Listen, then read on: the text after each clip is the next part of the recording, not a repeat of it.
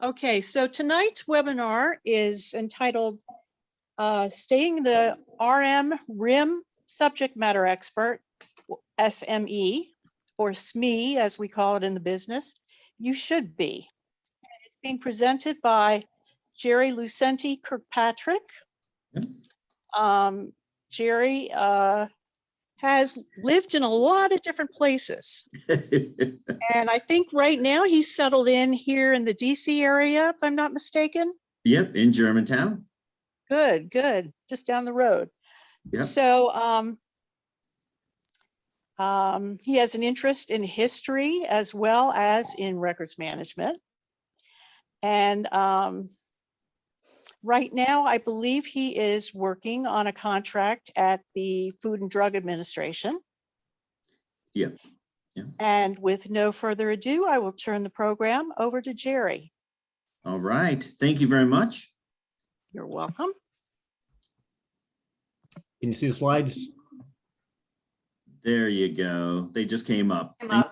There it is. Okay, good. Yeah. You can advance that one if you'd like. Okay. So just a quick outline. We've got a couple survey questions at the beginning, and then we'll talk about why we should be experts in our field, and then what we need to do to keep up that status. And, you know, at any time, if you have a good resource, you can type that into the notes and everyone will have that. I also wanted to thank everyone for joining. I know that's already been done, but a special thanks if we have anyone from the ARM services joining us today in on this Veterans Day Eve. So I think that's good. Let's go ahead and move forward. So full disclosure, since I'll be talking about a lot of people and a lot of things during this, I have my CRM designation. I have an IGP designation. I volunteer for the ICRM. I'm a member of ARMA. I'm a member of Nagara. I have a LinkedIn page, and I'm a member of all the LinkedIn groups that I recommend.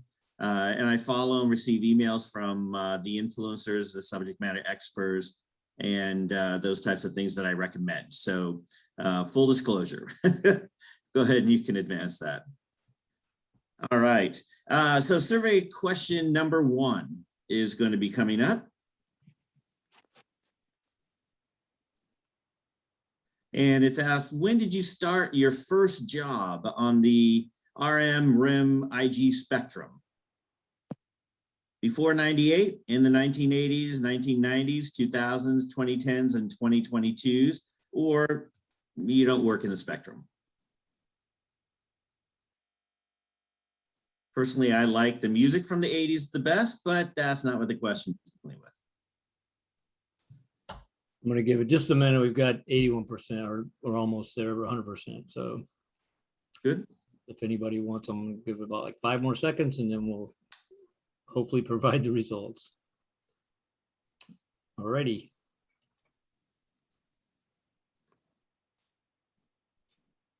Can everybody see the results? Look at that, a dead heat for the 20s Yes. and 2010s, or 2010s. Look at that. So good, outstanding. Thank you very much. Gives us an idea of who's out there today and what our experience in the number of years are. What about the second question there?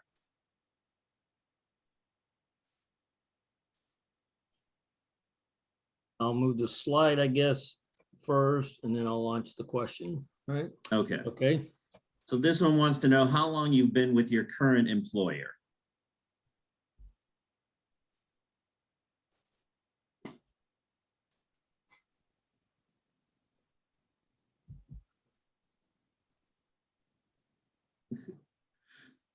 So we're about 88%. I guess I'll give it a few seconds, and if you want to vote, vote. If not, I'll be.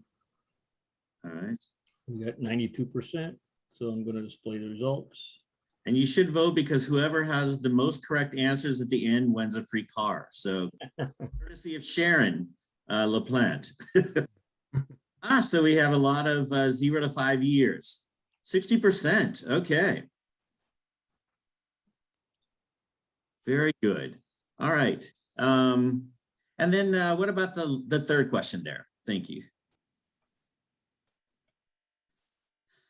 So the third question deals with what industry you currently work in: technology, corporate, education, energy, finance, government, legal, manufacturing, not-for-profit or nonprofit, and then the final one, I believe, is utilities.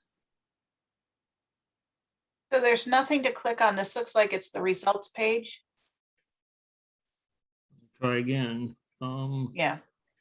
Oh, yeah, thank you.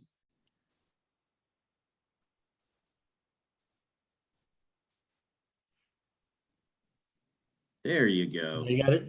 Good. Looks good. And you can pick more than one.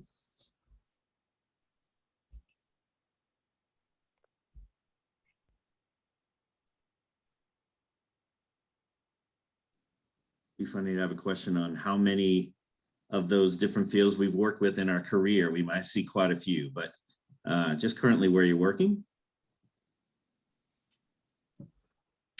One Okay. group that you've left out is the healthcare space. Yes, we had some limitations, unfortunately, with the number of options. So sorry about that. Yes, healthcare. You can pick manufacturing for that. Yep, that's an option. So if you work for healthcare, just shout out, yay.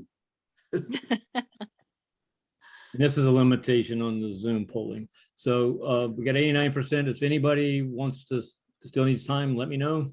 I'll give you a few seconds. And we'll share the results. Oh, wow. Look at that, government. Are we all here in DC because we want to work for government? No, but they're the biggest employer, or if not as a government employee, as a contractor. Yeah. So everyone who's not government, I'm assuming you're not in the DC area. All right, well, good. Like I said, I was just curious who was out there with us, and that gave me a good idea. I hope the poll was helpful for you all. Let's go ahead and move on to the meat of the session. So when thinking about the statement that we should be the experts in our field, whether RIM or records management, information governance, why we should be that. I had three different reasons I wanted to talk about. One is career marketability, whether internal to your company or external to your company, evolution at work, and then keeping up with the changes in our profession, because there have been a few of those. So next slide, please.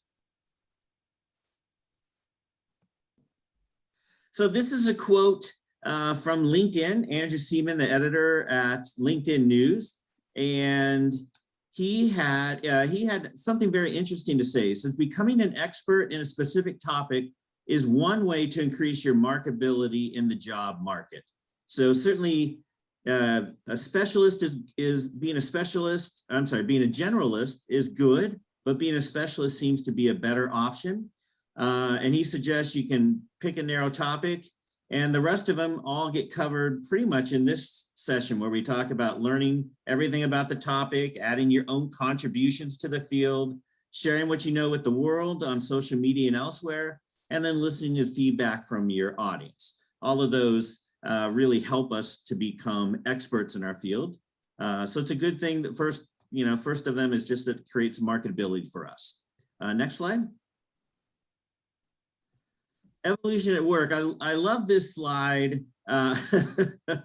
only because you look at the third one down. So it's talking about the past and the future. Now, some of us may remember options before the past, but I thought it was interesting. The past was on-prem technology, on-premise technology, and then it's now cloud technology.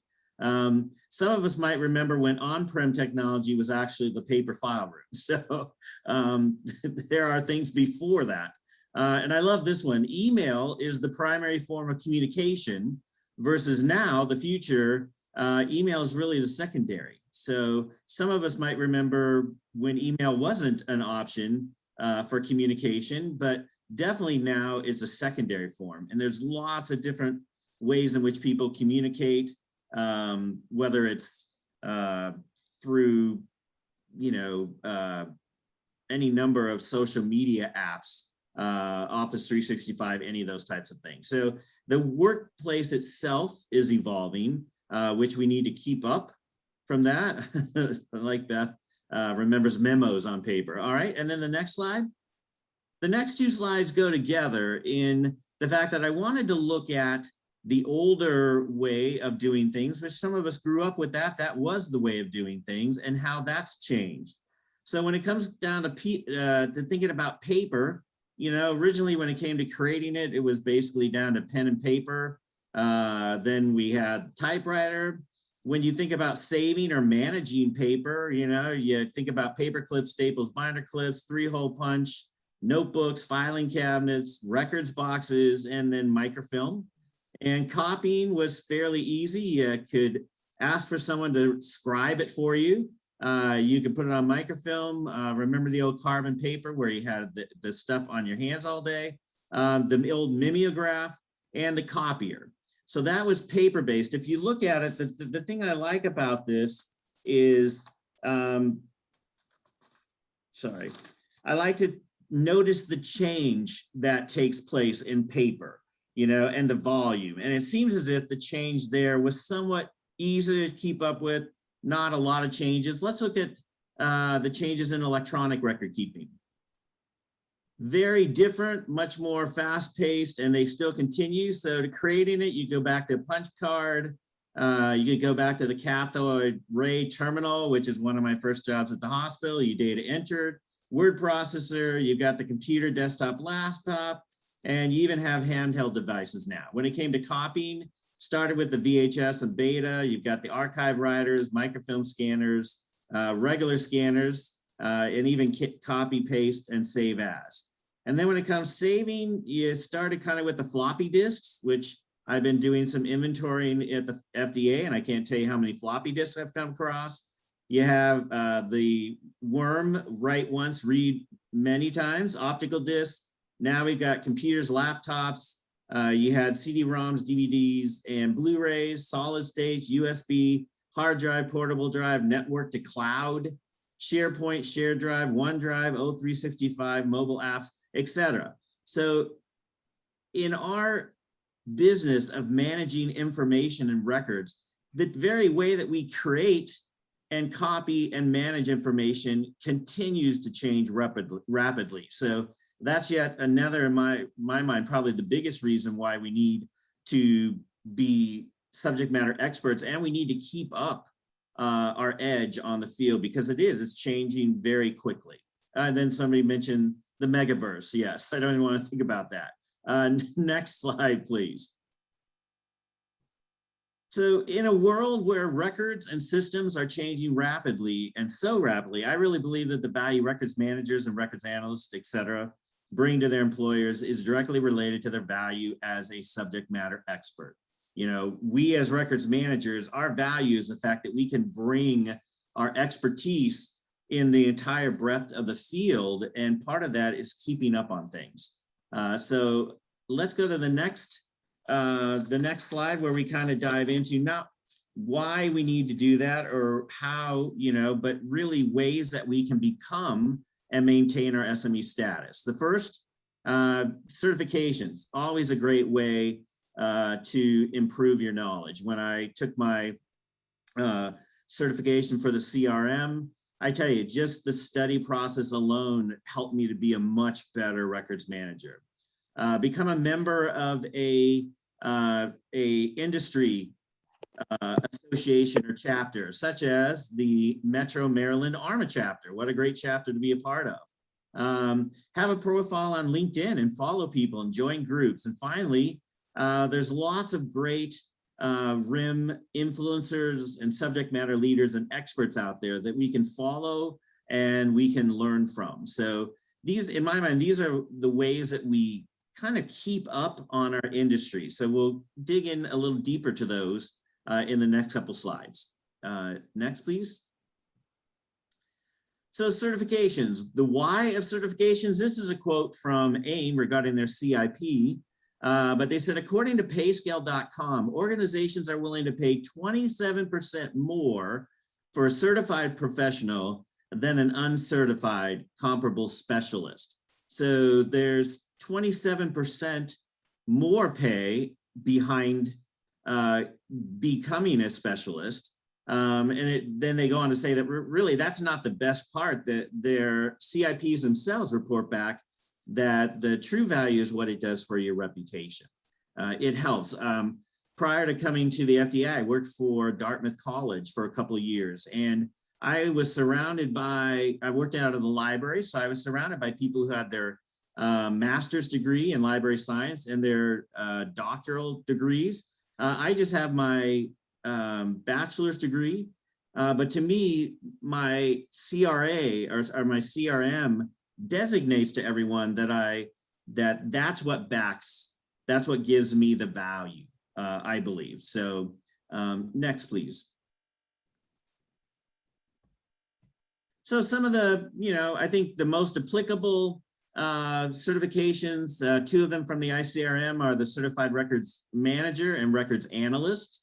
ARMA is offering the IGP, the Information Governance Professional. Again, a different way of looking at information from a wider point of view and more involvement of others.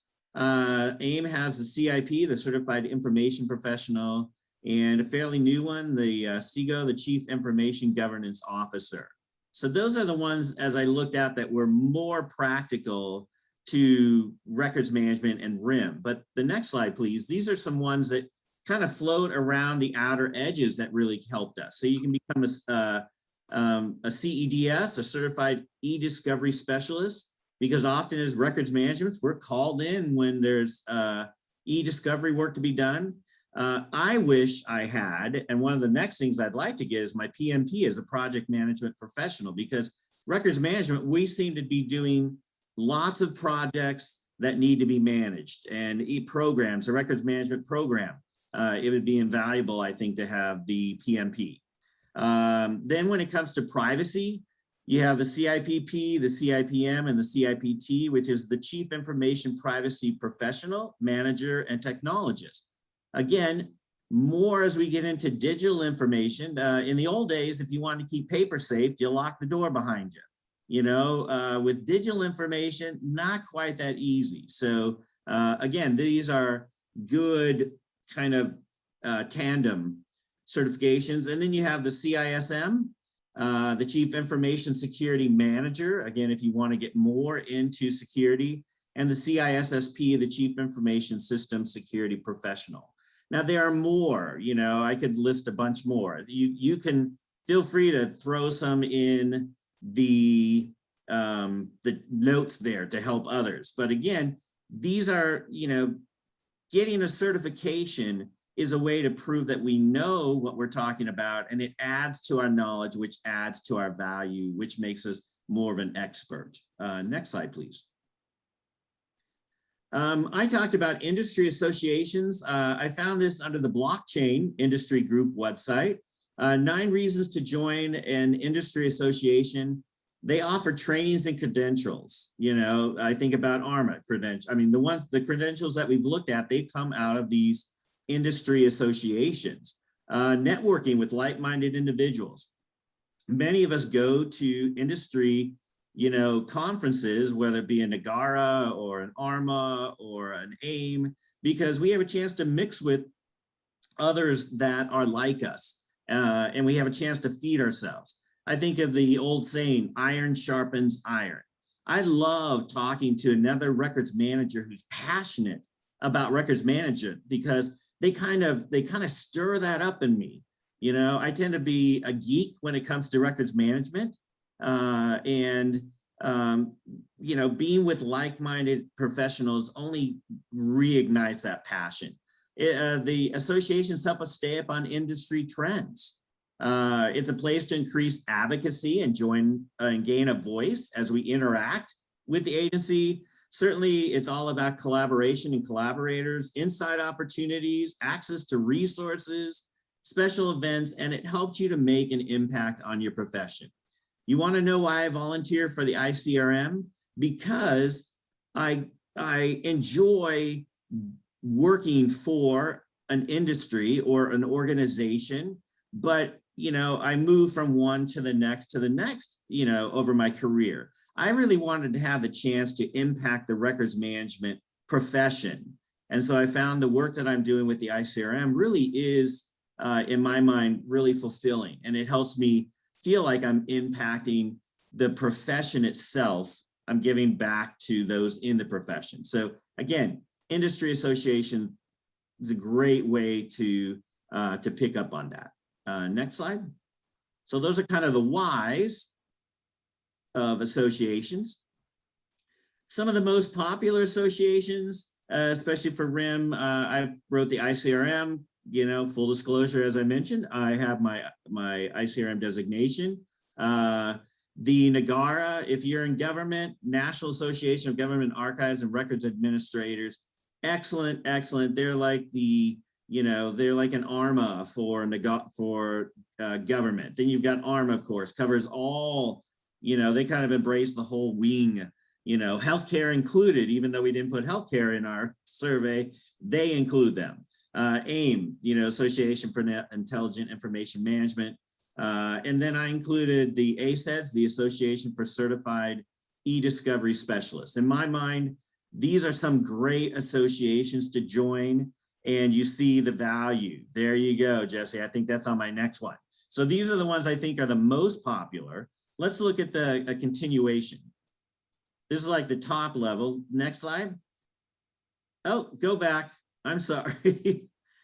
So I didn't. So yes, thank you for Jesse and the others for mentioning, again, the Information Association for Privacy Professionals and other ones. So I just kind of was picking the most popular, the most applicable to what we might be doing, but there are others. Okay, next slide.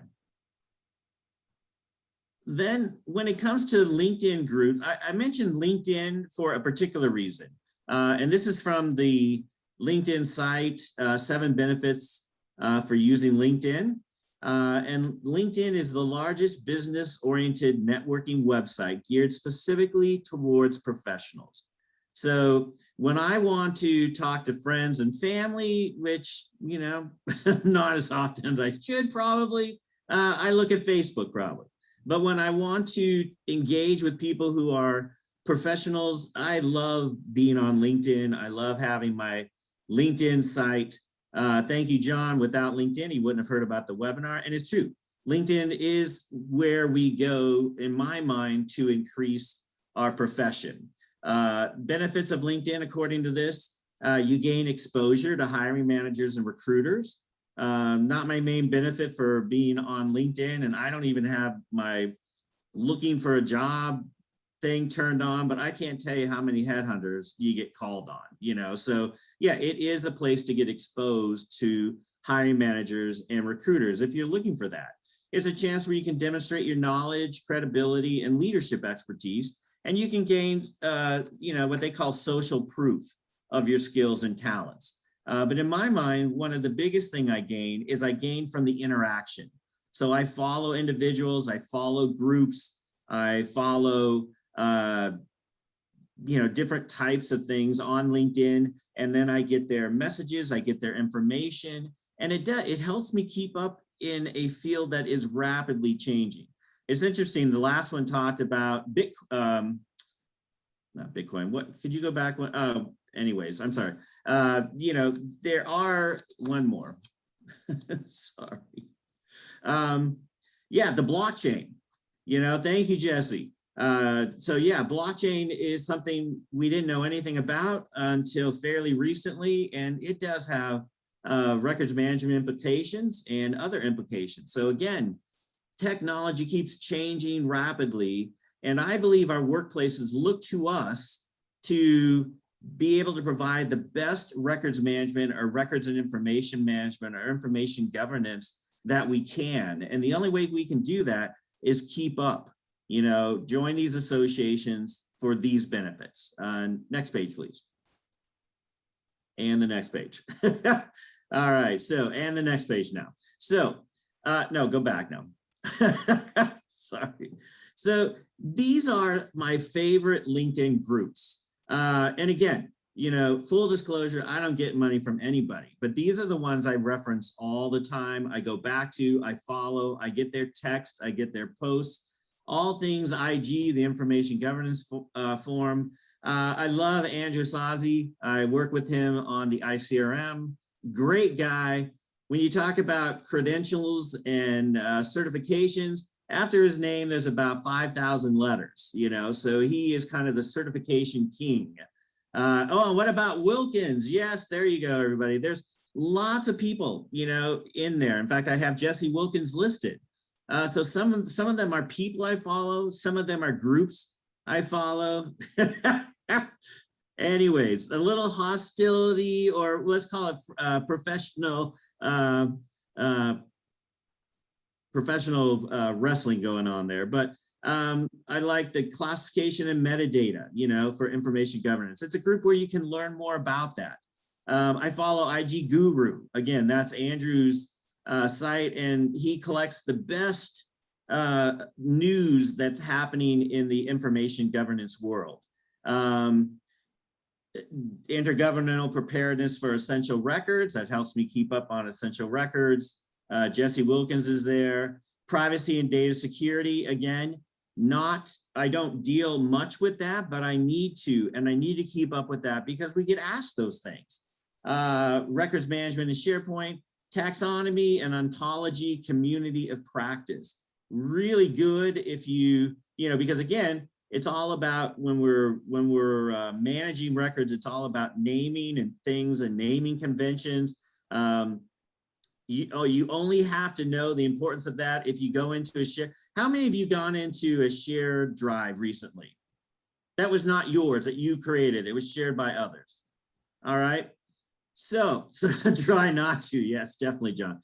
That is the best place to demonstrate why you need taxonomy and ontology, you know, because we need to know how to name things so that not only we can find them, but everybody else. The Association for Preservation Technology, you know, the Emotional Intelligence Network. If you're in management and leadership, emotional intelligence is something that you really need to be aware of. And then they have a Microsoft users group. There's a lot of other ones, but these are the groups that I go back to time and time again. I follow them. I get the posts from them. I go to them. I interact with the users on the sites. And again, another way to kind of iron sharpen iron. It keeps me involved and it makes me a better records manager. Tons of LinkedIn groups. If you got some good ones that you use or like, please put them in the notes. I didn't put everyone. These are just kind of some of my favorites that I find very valuable. Next. All right, so when it comes to influencers, subject matter experts, mentors, or we always like to follow the leader. My mom taught me two things. Number one, you become who you follow. Or she would have said that. It used to be you become who your friends are, but she would have said you become who you follow. And then secondly, as long as you're following someone or something, you're never alone. So some wisdom from my mom, God rest her soul. I don't think I followed it, but now I am. So the next couple slides, you know, I doubt if we're going to get all the way through them because I list some influencers that I like and that I follow. And you can, you know, afterwards you can go through, if I don't get all the way through, you can go through them yourselves and look and see what you think about them. So again, just other ways that we can feed ourselves and learn more about our craft. Next slide, please. No particular order at all whatsoever, but you know, some of these I sign up for their newsletters. I sign up for their blogs. IG Guru, I love IG Guru. It every day they send out, you know, here's the top 3 articles that are happening in IG, you know, in the world around us. I learn very interesting, sometimes very scary things going on. If you are a manager, Business Management Daily is great. It's got employment law. It covers people management, workplace communication, office admin, free products. I love like when they talk about stay interviews, they talk about how to be an engaging manager, all those types of things. So managing is part of records management. So this one I really love. Full disclosure, you'll get a lot more emails than you really want, but there's a lot of good things in there. GovLoop, the majority of us were government employees. I find GovLoop a really good one because of the news and the development. They offer training. Yeah, Jesse, thank you. It's a fantastic for every topic of government. Next. NARA blogs. I'm a history buff.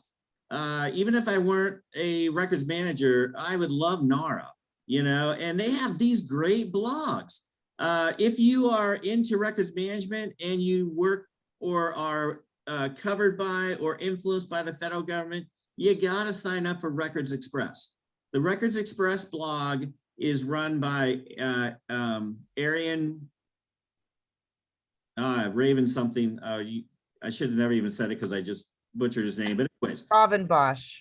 There you go. Thank you very much. Someone's got it. And you get the heads up of what NARA is doing, what they're thinking about, what's coming down the pipe, when they're revising things, all of that. Great, great blog. ASEDS I follow because, again, in my, one of the things I'd like to do next is probably learn more about e-discovery because I've often done that. Infotection.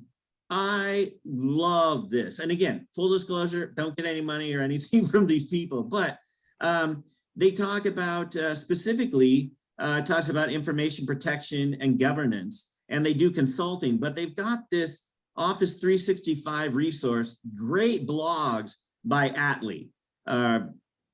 Yes, I'm not even going to do the last. I've seen him in some sessions, and but you got to copy his blogs because he takes Office 365 and he puts it into these great flow charts. You want to do this, bomb, bomb, bomb, bomb, bomb, not dry text, nice graphics. So again, just somebody I've learned a lot from and from following. Next. MER Sapient. How many of you take advantage of MER and MER Sapient? Good. You should. They are free trainings, free trainings. And they're all dealing with electronic records management. It comes out of their annual conference, which is not free, but the trainings themselves, they're incredible. And they deal with all aspects of records management, not necessarily tied to a particular system. But yeah, if you don't follow MACE, so you have to, and sorry, I should have explained. So I put the title and then I put a brief description, and then you even have the link to where you can go and you can sign up for their blogs, you can sign up for their newsletter. But yeah, take advantage of the trainings. They are really good. And have I mentioned they're free? So you don't have to go begging to your manager saying, yeah, I need another 20 bucks, or 200 bucks or 2 million bucks. If you're in government, Digital Government Institute, lots of things about digital government. And again, I sign up for their newsletter and their blogs. Next, e-discovery reference module, advisory council, all things e-discovery. Next. Big idea, Bright Talk, very, very, very heavy in IT, but again, as records managers and records and information managers and information governance, I find records management and IT, we don't talk the same language. So these groups I follow, not necessarily because I want to buy their products, but they offer trainings. And again, they help me get an insight into being better. Faith, I like that too. That comes up. So, if you are wanting to do more with IT, understand more, yeah, Big ID, Bright Talk, very helpful. But Bright Talk does a lot of different things, finance, and then you got to do Records Management University. I'd ask for a show of hands, but I don't know if we can do our little fingers or anything. But yeah, Records Management Records Management University free trainings. They focus the curriculum every season. A great way to learn more about our craft and therefore bring more value to our employers and our companies. Oh yeah. Oh, I didn't catch that. I must have been thinking about Wham UK and Faith, you know, the song instead of the company. Yes, it's FEITH.com. Thank you very much, Jesse. Don't go to faith.com. Don't know what that will take. Next one, please. Oh, by the way, full disclosure, I'm not endorsing www.faith.com. Okay, full disclosure. iSigma, they focus on information destruction and information storage.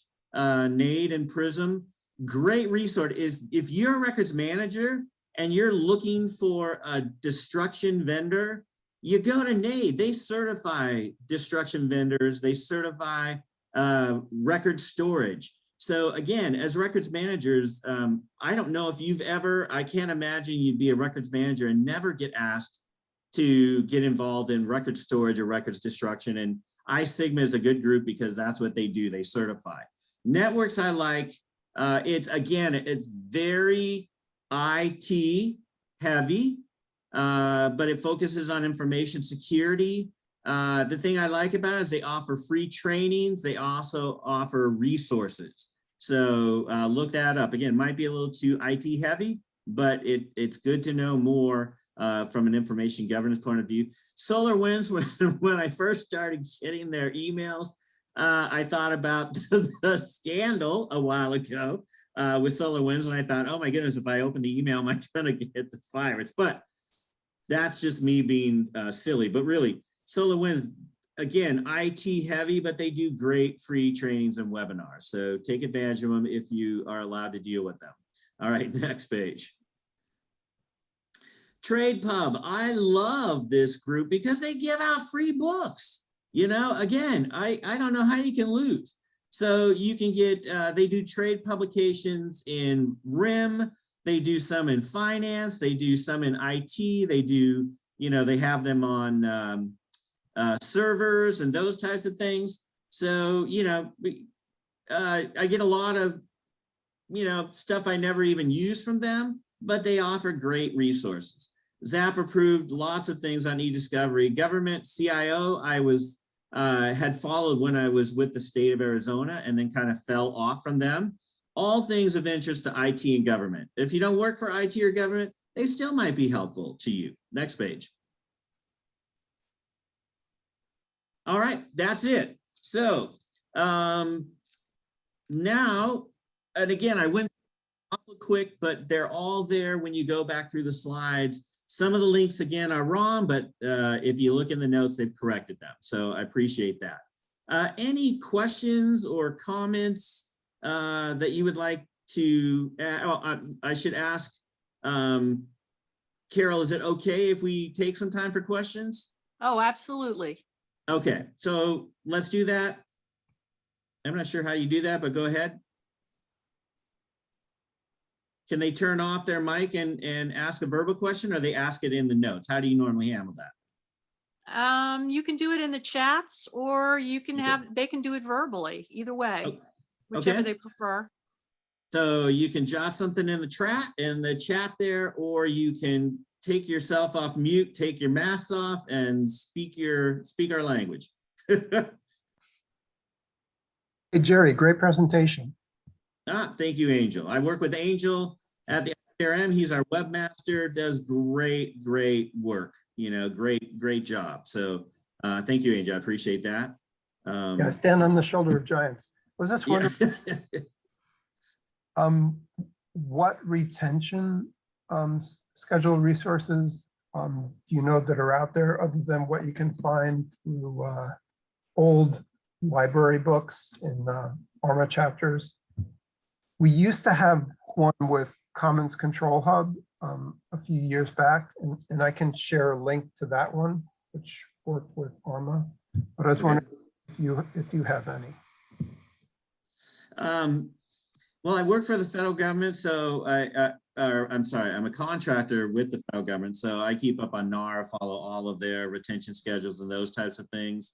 When I worked for the state, and you know, when I worked at Dartmouth, they were private institution, but I did follow some of the state universities and college university schedules. So almost every state has a state records management office, and you can always look through their schedules. You know, they are good with citations and those types of things. Is that your question, or did I miss it? No, that's it, Jerry. You were lucky to work with Dartmouth. I was at Princeton, and they've got the Ivy Plus, and I think the new record manager there is going to be get some retention schedule stuff. And I should have included that as being an expert. It helps if you're standing on the shoulders of giants, as Angel said, but I didn't put that in there. Sorry, I can't think of everything for you all. That's why you join the meeting and listen. Anyone else? I think that there was at least one question in the chat. Okay. Do you see it, or do you have it there? I'm having a hard way of scrolling up through it. So Jerry, this is Beth. One of the comments I made is that it would be an interesting poll question to see for those people who went to college, what did you actually major in? And there Yes. were not a lot of RIM programs, RIM specific programs back in the No. day. There are a few now. Yeah. And I, for example, had to go, and when I was getting ready to get my CRM, I had to legitimize my records management background by going back to school. I wasn't in a master's program for RIM, but Yeah. I was in the records management program at George Washington University. And Oh, wow. so, Okay. you know, I think a lot of people, especially in the federal government, when you have a federal government job, you're only, you know, federal records management is a very narrow niche in the world of Yeah. records management.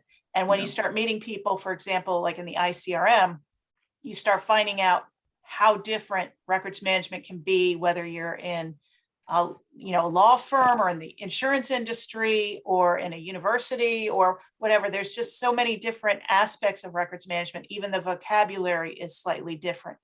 Yes. So, you know, it's when you're, like you said, when you're prepping for the CRM exam and you're having to go out there and be really honest with yourself. I have no background in this. How am I going to get tested on it? You have to really put yourself through the paces to pick up and acknowledge the gaps in your background or your education. Yeah, when I worked for the state of Arizona, the records management division, I worked there 8 years, and I was fortunate in the fact that we lost people from time to time, and my boss loved to kind of put me in places.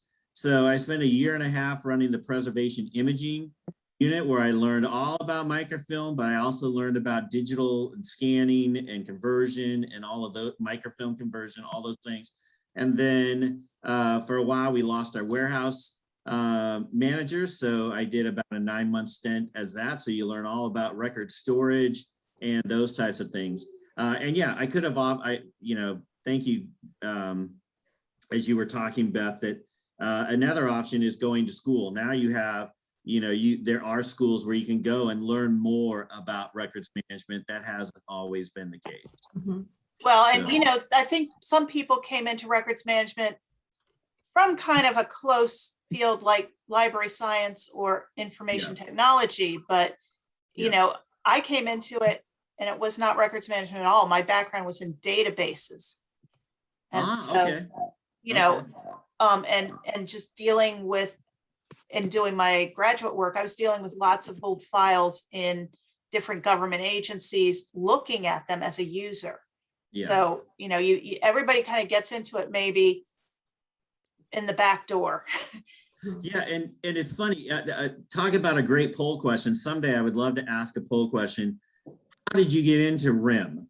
Because I don't know of anybody who starts out thinking, Mom and Dad, when I grew up, I want to be a records manager, But, I love to organize things from a very young age. I mean, I was alphabetizing clothes and all those things. So I was prepping to be a records manager in the early days. I just didn't fall into it till many years later. So another great question, how did we get here?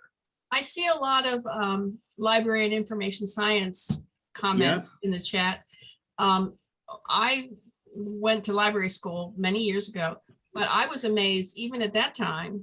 I mean, the concepts of information management go back to hundreds, to Dewey Decimal Systems, and the faceted classifications are from the 1800s. I mean, so the concepts of information management stay the same, and it's really interesting that there are people who kind of get it and love it. We're kind of geeky about that. And then the technology we just learn, we just keep up with because it's a moving target anyways.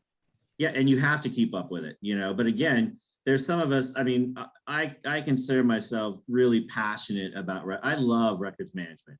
And so, I come home and my husband's very kind. He gives me about 45 seconds to talk about records management. He's done. No more records management allowed, but I love it when I can talk to some friends. Then, Ruben's on there. We talk regularly. And Ruben is, he's a great records manager. He's passionate. You need to, that's partly why I said we need to feed ourselves through LinkedIn for these associations. So I know, Jerry, it's another just comment about our profession. It's very portable from industry to industry because it's the concepts of managing information that is applicable in regardless of what business you're in. So it's a very flexible profession to be in.